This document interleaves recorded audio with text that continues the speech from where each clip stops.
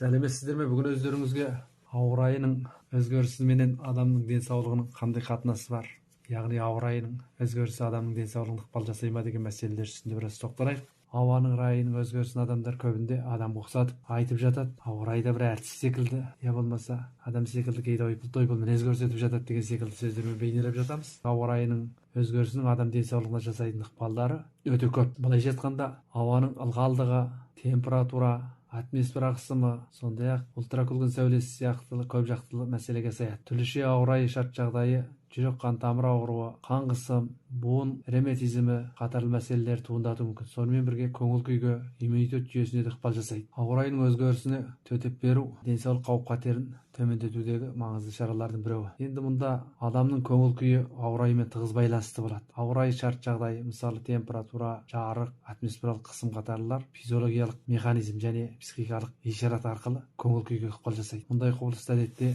ауа райы көңіл күйі деп айтаймыз. Кейбіреулердің көңіл күйі бұзылып қалған кезде, мінез өзгерген кезде ауа райы өзгеріп қалды деген секілді сөздерді айтып жатамыз. Демек, бұның өзі нені білдіреді дегенде, адамның көңіл күйі мен ауа райының тығыз қатысты екендігін білдіреді. Адамға ауа райы мынандай жолдар арқылы ықпал жасайды. Мұнда физиологиялық жақтан ықпал жасайды. Күн нұрының түсуі жеткіліксіз болса, нейроксиннің бөлініп шығуы тежеледі дағы рухи жақтан әлсіреу пайда болады. Жоғары температура қан сарысуындағы гормонның қойылуын төмендетеді дағы адамда бір түрдегі тынымсыздық, тынышсыздық пайда болады. Төмен атмосфералық қысым қандағы оттегі мен қамдауды азайтатындықтан мазасыздық тудырады. Күннің бұлтты болуы, жаңбырлы болуы адамның психикалық көңіл күйіне және даралық қимылдарына түрлі жақтардан шектеу және ықпал жасау, жалғызсырау сезімін күшейту, қалыпсыз көңіл күй секілді көптеген мәселелер туындатады. Әдетте адамға ең үйлесімді температура 15-18 Цельсий градус кезінде болады. Адамның көңіл күйі тұрақты болады. 4 Цельсий градустан асқан кезде адам оңай мазасызданады. Ауа температурасы төмендеп 10 Цельсий градустан төмен түскен кезде адамда көңіл күй төмендей бастайды. Ауа райының өзгерісі адамға көп жақтылық ықпал жасайды. Біреусі температура адамның денсаулығына ықпал жасайды. Былайша айтқанда, жоғары температурада, төмен температурада адамның денесінің қызметіне ықпал жасайды. Жоғары температурада ыстық өтетін болса, сусыздану оңай туылады. Жүрек ми қан тамырлары ауыртпалығын арттырады.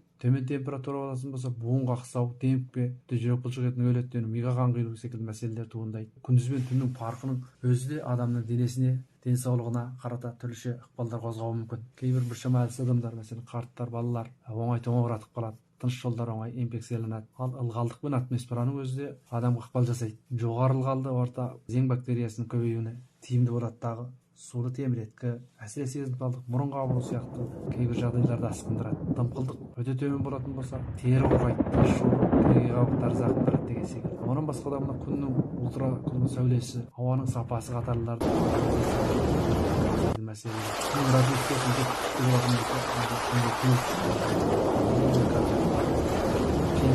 секілді. Немесе теріде кейбір рак тудыратын мүмкіндіктер қозуы мүмкін. Ауа райының 4 маусымдық өзгерісінің өзі адамның денсаулығына үлкен қауіп-қатер және өзгерістер ала келеді. Көктем мен күз маусымдарында күл тозаңы және шаң тозаңдар көп.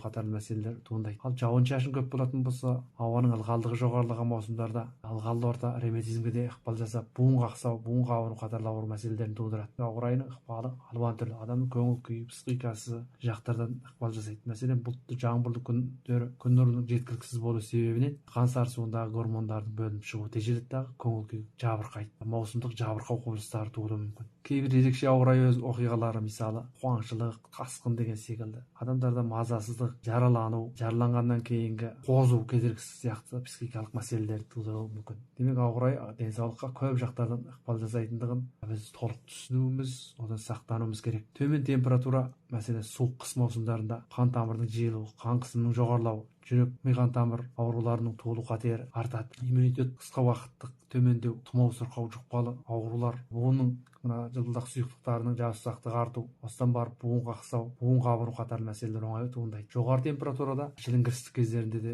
тері оңай сусызданады, электролиттің тепе-теңдігі бұзылады дағы, ыстық өту келіп шығады. Жоғары температурада қан айналысы тездеп, жүрек ауруына шалдыққандардың жүгі ауырлайды. Ауаның құрғақ ыстық болуы немесе дымқыл ыстық болуының барлығы да адамның сезімталдығына немесе суды теміреткіге оңай ұшыратады. Ылғалдық пен атмосфера қысымының байланысы өте катысты болот. Эгер жогору ылгалдуу орто болотун болсо, ылгалдык 6%тен асып кететін болса да, грибок және чаң тозаң кенелеринин көбөйүүгү тездеп, осыдан демикпе, әсер сезимталдык, мурун кабынуу секилдүү жайттарда оңой туындайт. Ал дымкыл аба ырайы суюктуктун бууланууна кедергилик жасайт дагы, дене температурасынын реттелүүнү ыкпал жасап, чарчоо сезими туудурат. Төмөн атмосфералык кысымда аба ырайы, маселен, булуттуу жаамбырдуу күндөрү аба кысымы төмөндөгөн кезде адам денесинин оттеги мөлчөрү төмөндөп, баш аагыруу немесе кеудеси кысылуу секилдүү жайсыздардын белгилери туулат. Буун куусундагы кээ бир кысым өздарда суюктук өзгөрүштөр туулуп, шор буун ревматизмдери және кээ бир ревматизм менен ооруатындардын белгилери аскынуу мүмкүн. Борон чашын, чаң тозаңдарда түрлүү түйүрчүк заттардын өкпө мына тыныш жолуна кирүүн арттырып, жөтөлүү, жуткунчак көмөкөй кабынуу, узак убакыт аскына келип өкпө рагы секилдүү катерлүү жагдайларды туурдатуу мүмкүн. Керек аба ырайы кездеринде және маусум алмашкан кездерде адамдар кийимдин калың жукалыгын теңшүү, корректикти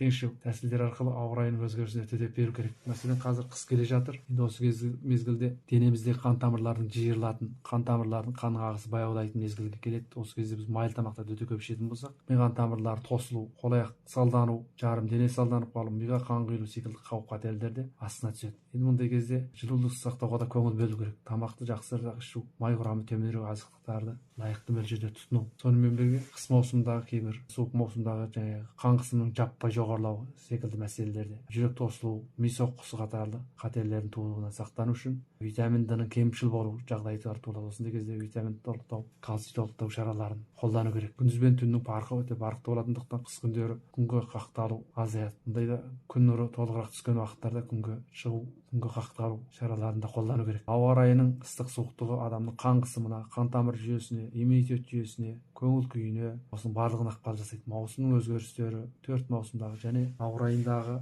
жаамбыр, жашын, карлы, боран, ыстык, суук дегендердин баардыгы адам денесине ыкпал жасайт. Сонун кийин орта, маселен, дымкыл орта, кургак орта және мынау ормандуу өңүрлөрдөгү жашаган адамдардын көңүл күйү, таулуу өңүрлөрдө жашаган, карлуу өңүрлөрдө жашаган адамдар менен кургакчылык өңүрлөрдө жашаган адамдардын көңүл күүлөрүндө, ден соолугунда түрлүү жагдайлар болот. Маселен, суук райондордо жашаган адамдардын дене тулгасы шымыр, мүнөзү катты, көңүл күйү кар секилдүү ак, ошондой болот. Ал эми жылымык райондордо жашаган адамдардын көңүл күйү, мүнөзү жумшак болгону менен тымырсыктау, ичиндеги нерсесин бөлө башама кыйыныраак болатын жайттар да болот. Сондуктан осы аба ырайынын өзгөрүшүнүн өзү адамдардын орта, мына табигат, адамдардын ден соолук, көңүл күй, мүнөз кулкуна тикелей катысты болотундугун толук түшүнүп байлануу керек. Сау саламатта болуңуздар, сабагыбыз осурага дейин.